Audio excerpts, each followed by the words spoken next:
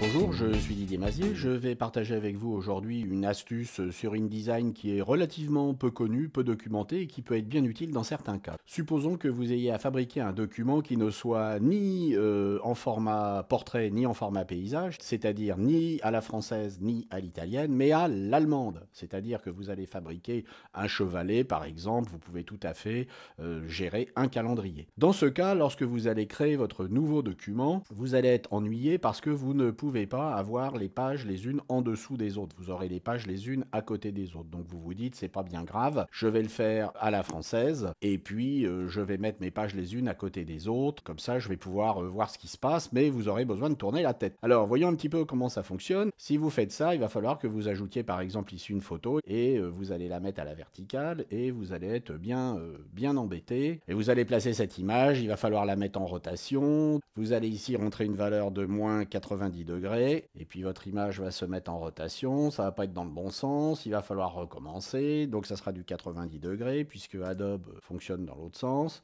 Vous allez paumer votre image, vous n'allez pas savoir où elle est. Enfin bon, vous allez avoir du mal. Et surtout, vous allez avoir du mal à visualiser votre calendrier ici. Alors, il y a une astuce qui est relativement peu documentée, mais qui est la suivante. Vous allez faire un clic droit. Et puis ici, vous allez aller dans les attributs de page. Au passage, vous pourriez y aller par le menu contextuel ou par le menu affichage. Et puis vous allez aller ici dans affichage avec rotation de la planche et vous allez vous mettre en 90 horaires. Et là, vous allez voir votre calendrier tel qu'il est.